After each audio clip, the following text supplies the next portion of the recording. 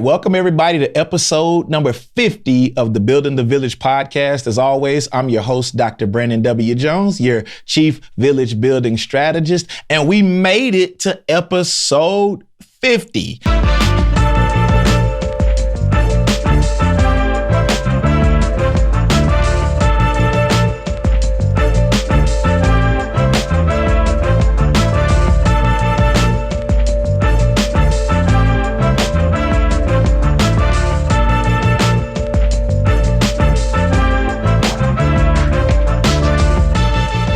Listen, I was talking before we pushed record on the show, and it's a fun fact that most people quit podcasting by the third episode because they realize it's a heavy investment. It's a labor of love. It's time intensive, and it costs not just money, but also time, and you got to be committed to it. So thank you for liking, commenting, subscribing, offering feedback, offering recommendations and friends, because that's actually helped us get to this point to where we are today. And so I'm so excited that you chose to continue tuning in with us. And I got a special treat for you all because it's been quite a while. As a matter of fact, I haven't had a guest on the podcast since before the YouTube era of the Building the Village podcast. And so I'm excited to welcome my friend, the one and only Dr. Lance K. Bennett from the People's Institute for the Common Good, to come and talk to us and share the work that he's doing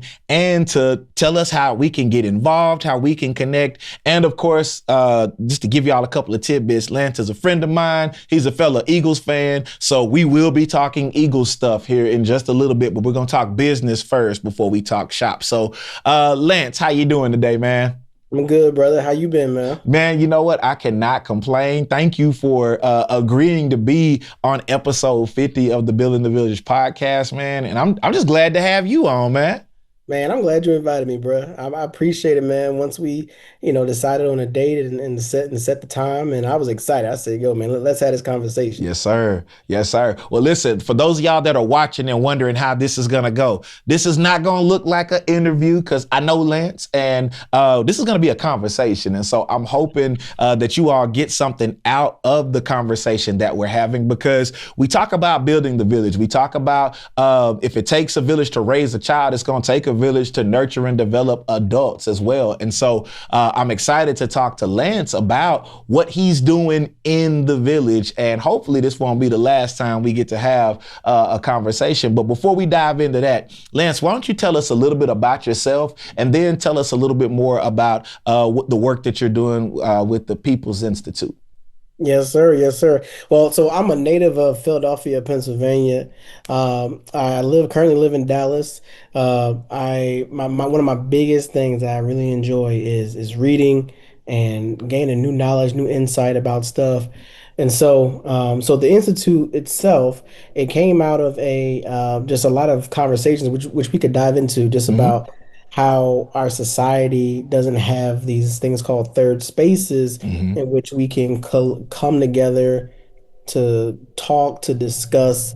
There's a lack of those spaces. Your first space is home, your second space is work, but in between all of that, where's that third space for you to be able to learn and gain insight, gain knowledge, and gain perspectives of other people, so that way you can become a better person. And so this institute really is designed to fill that void there.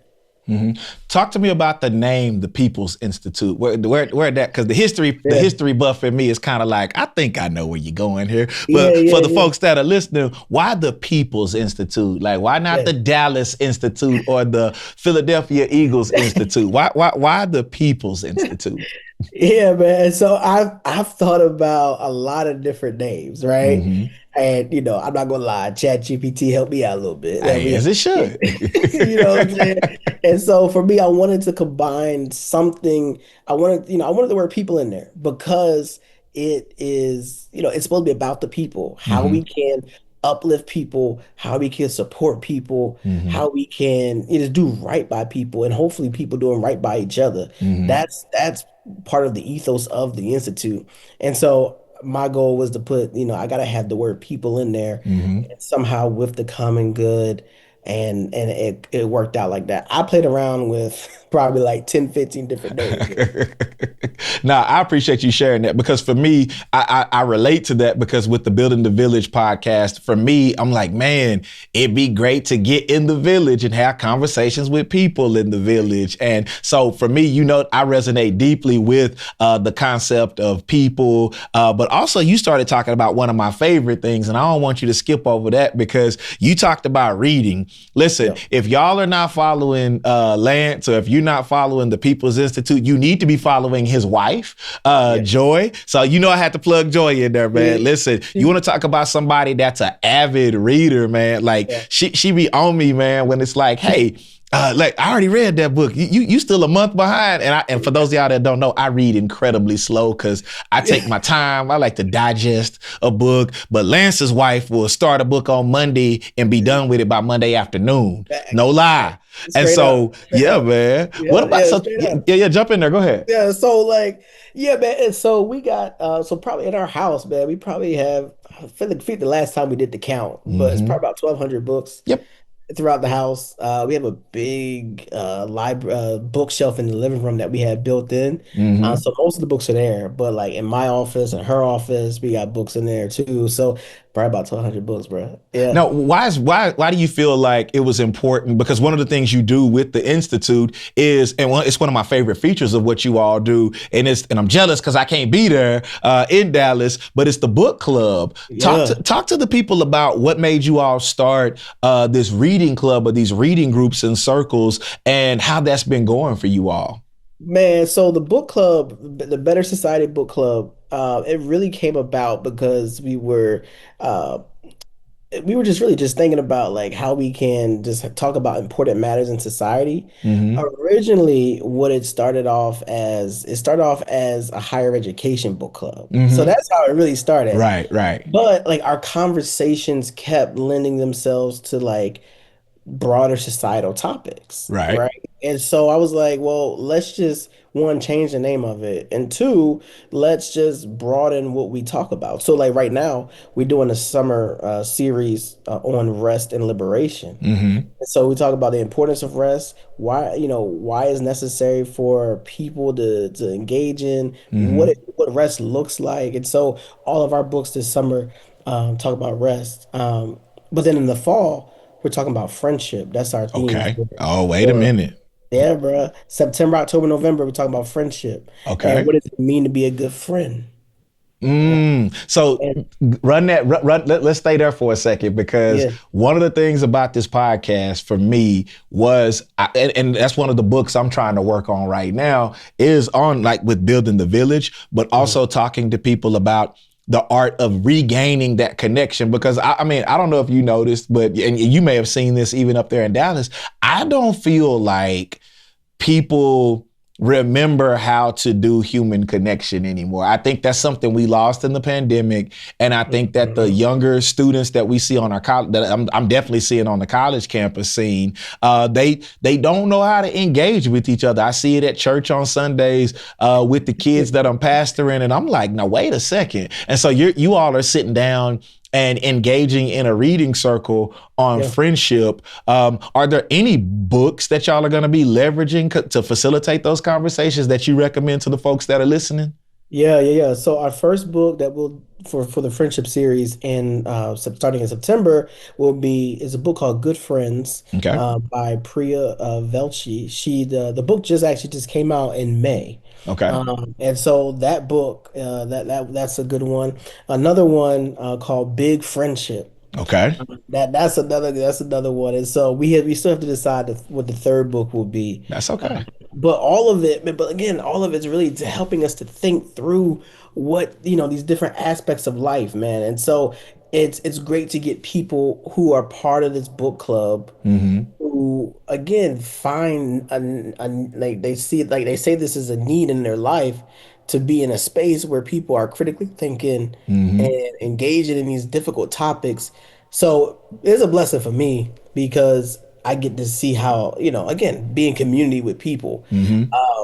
And these people, people who've joined this book club, man, I didn't know before this. Sure. I kind of just put the call out on social media.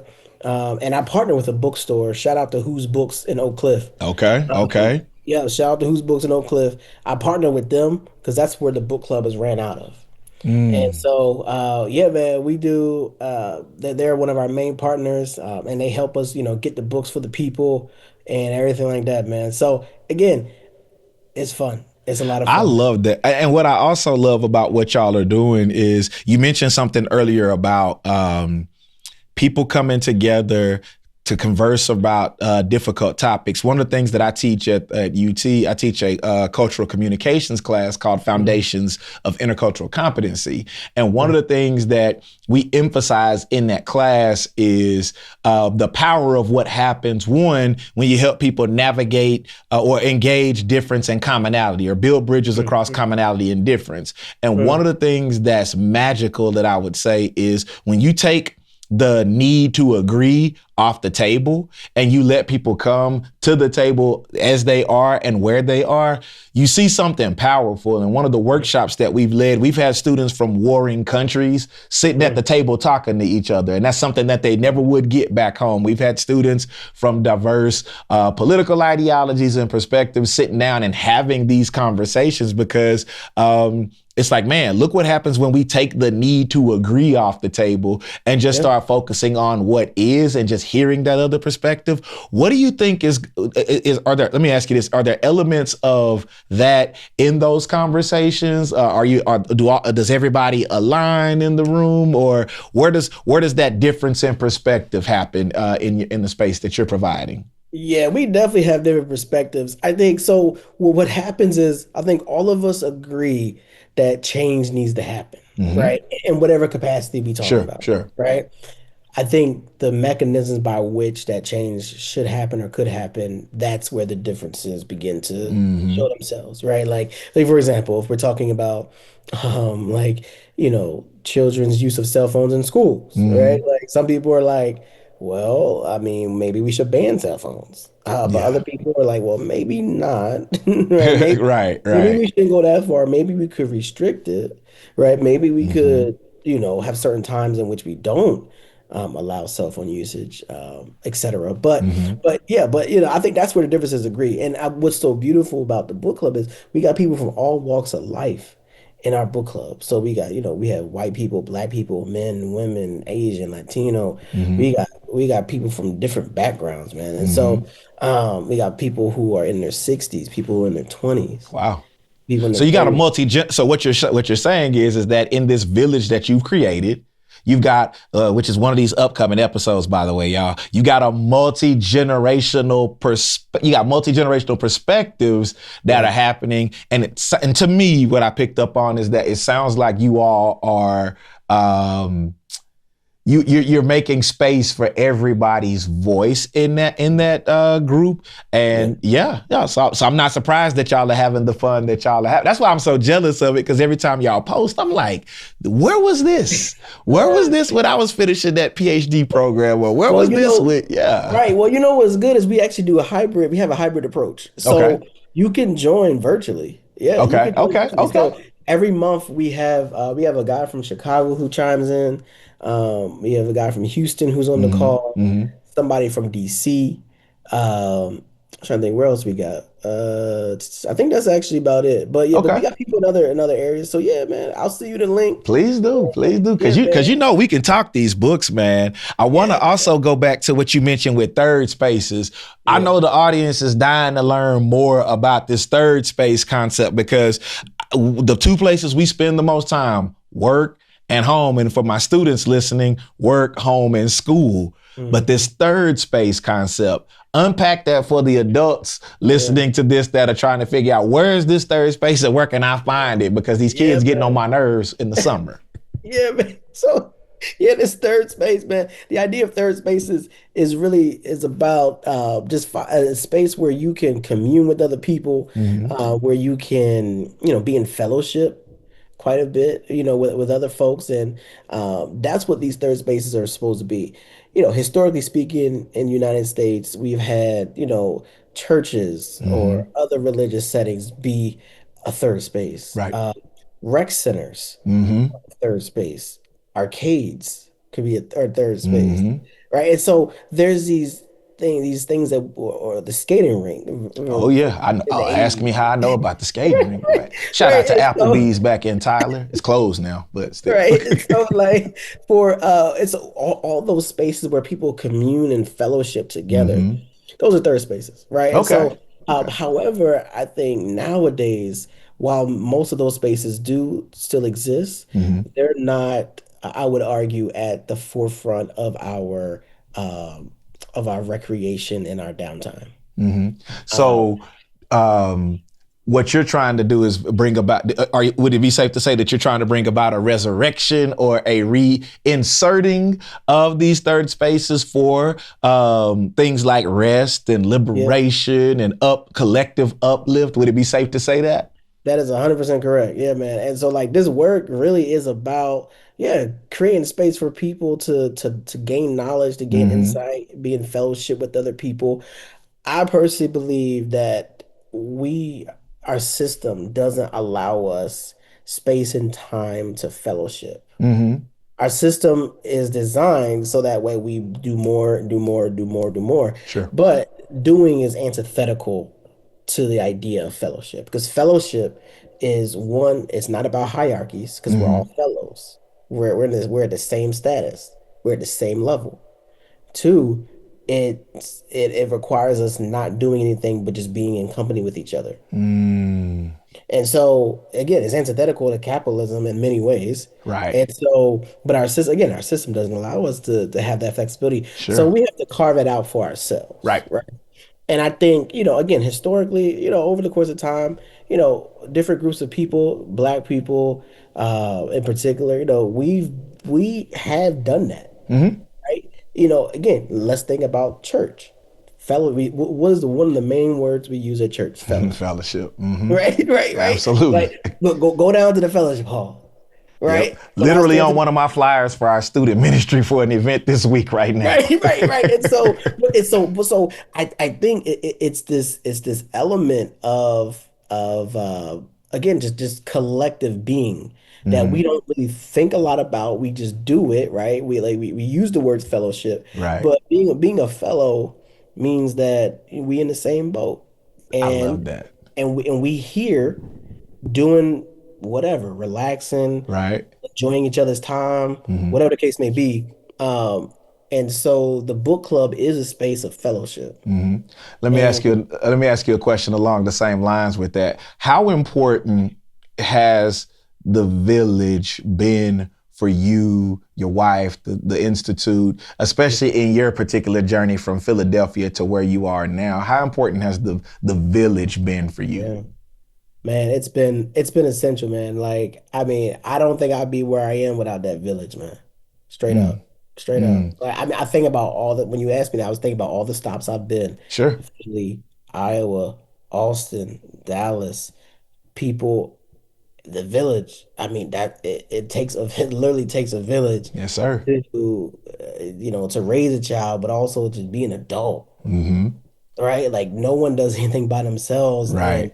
and being in the space where people have supported you, uplifted you, mentored you, guided you, all that stuff, man. I mean, the list of people is endless at this point. Yeah, no, thank you for sharing that. And the reason why I asked that question is because, again, shows called Building the Village, and I try to emphasize to people that I run into and talk to about this concept. The thing I'm trying to emphasize to people is that somewhere along the lines, we forgot that those same kids that became adults that were raised by the village, they never stopped needing the village. And Right. so because of that, and because we've disconnected and we've gone and done different things, I think we haven't done a good job of actually teaching our kids and teaching our kids as they turn 18, 19, and 20 that, hey, by the way, just because you don't live in the house anymore doesn't mean that wherever you go to college, the military, or the workforce, or that gap year, right?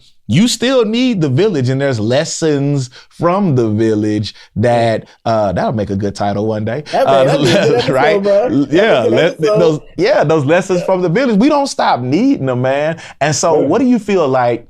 along those lines, since we get the jump start on titles and topics, what do you feel like is one important lesson you got from the village or or the villages you found yourself in?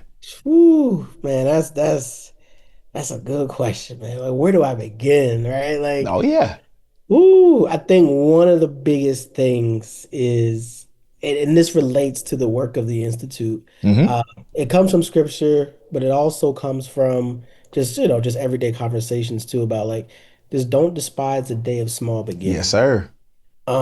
Don't neglect, like you just do the work, right? Like Mm-hmm. do the work. It might be small when you start, Yeah. but don't let the size of something or the amount of people who did or didn't attend this or that stop you Mm. from doing what you need to do. Like, Mm. so that's one of those things that sticks with me quite a bit. And I keep it in my head a little bit as especially as I'm building this institute. Yes, sir. There are times when it's 5 people who come to the book club. Mm-hmm. Sometimes there's 10 people. Oh The yeah. most I've had is like about around 20 people. Mm-hmm. Right. And so it just depends on, the books and the different and people's different situations. It's a lot of different factors, right? And so, Mm-hmm. I've had times where there was just been me and one other person Yeah. who come. But don't get upset when, Man. you're building, right? That's making me laugh, and it's also making me rejoice on the inside a little bit. I'm laughing because I'm thinking about how, especially when I first brought the podcast to YouTube around like episode 30, Yeah. and I'm not lying to you. Only my mom, I'm not like, only my mom and my wife were like really, really, really like locked in, and my mom has a twin sister, so my aunt were like my key contributors. There, I'd be in the comments checking the app, like, "Oh man, somebody liked it," and it'd be my aunt, and I'm like, "Man, can anybody else just comment and listen to this?" But then over time, like I've run into people like here in Austin or at work that were like, "Oh my gosh, I listened to the episode. We were all in the car driving to work this morning," and so I was like, "Okay, cool. It is growing," and like you said, don't like despise not those days of small beginnings because it does matter to somebody. And Yeah. so, and I told people a long time ago, I'm doing this because I love it. I'm doing this because I'm having fun with it. But also, if something ever happens to me, I want my kids to be able to look back and go, "Oh, I wonder what kind of man my dad was." They can just go, Yeah. "Oh, okay." If they want to hear some words of wisdom from me, they can always go back and listen to these things and get those insights and just kind of seeing that development. So that's so I was laughing because of my mom and my aunt, but I was also just rejoicing because like, man, you doing stuff like this, I don't think people really understand. Like, man, and your wife is also on an entrepreneurial journey with what Yeah. she's doing in the sports arena right now. Yeah. Shout Yeah. out to Joy for what she's doing. Y'all check her out. Yeah. But I also know the struggles and the frustrations of, man, like, is anybody paying attention? So, yeah, It's man, thank you for sharing that. it can be frustrating. It is frustrating, right? Mm-hmm. But this is the work that I feel called to be a part of. Mm-hmm. And so yeah, I think that's one lesson, man. That's the one to be. I think another one Mm-hmm. is, for me, just thinking about, yeah, man. One of the books that I was reading recently, Rest is Resistance, Mm-hmm. author Trisha Hearsay, she was talking about like when she would do, collective healing spaces and things like that. Yep. One of the things that she's, said in there that struck me was like, I want people to be a part of this experience who feel led by their spirit to come. Mm-hmm. Mm-hmm. Again, antithetical to capitalism because capitalism is about more and more and more Yep. and Yep. more. Yep. And so she was like, well, I've had collective spaces where nobody came. I've had collective spaces where 100 people showed up. But and so along those same lines is like that's how I feel, right? Mm-hmm. Like, yeah, like, okay, I want people who feel led by their spirit to be part of this experience because this is what this work is about. This Mm-hmm. work is about, religious identity aside, Mm-hmm. it is spirit-filled work, Sure. right? Sure. Like this isn't about how much more, this ain't about capitalism. Right. This is about you, your soul, your personhood, your Mm-hmm. humanity. All of that is spirit-led work. And so, again. Yeah, whoever feels led to join, and join. And so that's Yeah. where, yeah, man. But so those are two big lessons that I take, man, like with me along this journey. Yeah. So along those lines, I want to give you an opportunity to introduce and like kind of talk to the people about like where they can get in contact with you all, where they can find your content. And we've got your link tree and everything pulled up to where people will be able to see that. And Yeah. so just tell the folks where they can find your content and all the different things that you're doing. Yeah, the floor is yours, man. Yeah, man. So the content you could find everything on our link tree. Hmm. And so we have our Instagram page, our LinkedIn page, YouTube, website, Substack. You can subscribe to our newsletter. And so like as you see on the link tree, right, you can support our work in a variety of ways. And so every monetary gift that's given, big or small, goes a long way to support our work and what we do for the community. And so we do our book clubs every month, but we also do lunch and learns every month where we Okay. invite experts and scholars to come talk about their work and important topics in society. And so again, all these other things. In 2026, we're going to launch another program, which is our Distinguished Speaker Series, Okay. and this is where we invite um, thought leaders, big name thought leaders and authors and scholars to Dallas to discuss things and so discuss their work, all these important topics and stuff. And so so we got some really nice things coming down the pipe. Man, appreciate you sharing that. That's all the questions and discussion that I had. We got one more discussion we gotta Yeah, have. man. Yeah, There's yeah, one more discussion we gotta have, y'all. So y'all stick around for this one because this is gonna be great. So the other day, I'm on social media for those. So y'all know I'm a diehard Philadelphia Eagles fan. So is my brother, Dr. Lance Bennett here. I immediately sent Lance this video because it's a video of John Gruden, and y'all know John Gruden, former Tampa Bay Buccaneers head football coach, former Oakland, well now Las Vegas Raiders coach. And one of the things that he's doing is sitting down, breaking down the most allegedly notorious play in football, the tush push, yeah, right? yeah. And everybody who has ever run a play on 4th and 1 and decided to go for it has tried a variation of this play. But for some reason, I call them God's team because the Bible talks about the eagle. Isaiah talks about an eagle. But anyways, That's right. That's ain't no Cowboys mentioned in Ain't the no Bible. Cowboys But in there. anyways, No. but Right. one of the things that happens to the Eagles is that we get vilified for running this play. And John Gruden, who is notorious for his breaking down of films and how he assesses things, talks about all the things and all the other teams that have tried it and are unsuccessful. So Yeah. quit trying to ban it, figure out a way to stop it. Stop And so give me your thoughts, man, on the tush push. Because the man. Packers and some of these other teams we beat this past year It's so all crazy. tried to get it banned. What we talking about, man? Man, it's so crazy to me because like here's my thing. I agree. If you can't if you just mad because you can't beat it. Mm-hmm. Right? That's Like it. because if it was your play, That part. you wouldn't be up here doing all this and all that. Like Mm-hmm. and or if it wasn't as successful as it is.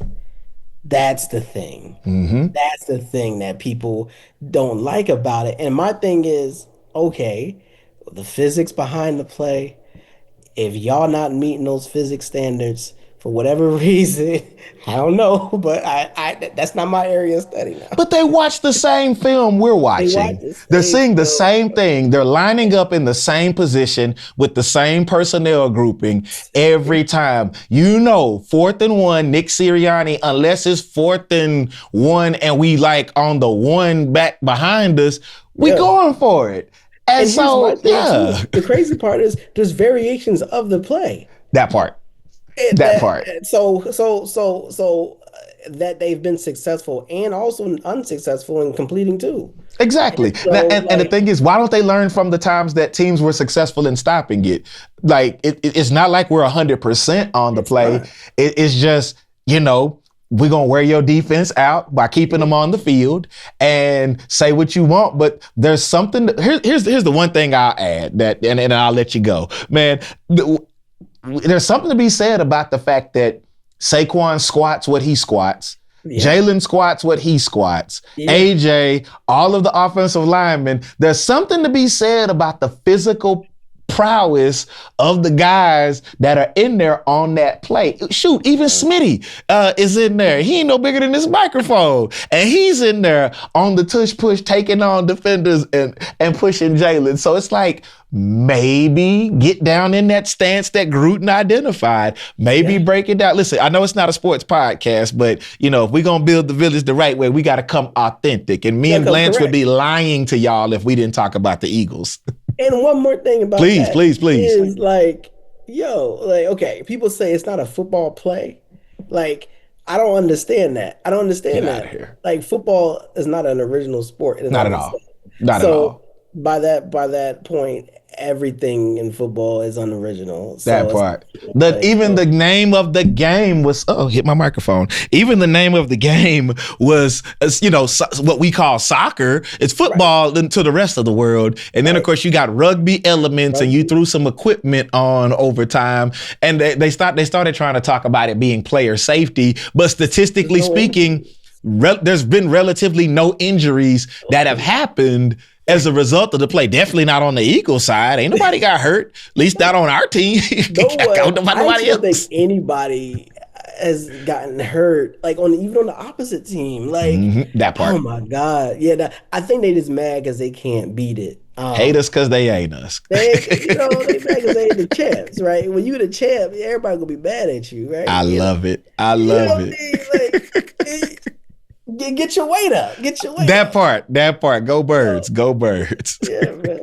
Well, listen, Lance, man, thank you so much for hanging with me. And thank you all for listening. If you got something out of the episode, make sure you like, comment, and subscribe. Go support the People's Institute for the Common Good. Support my friend, Dr. Lance K. Bennett. And as always, take care of yourselves and each other. Peace out.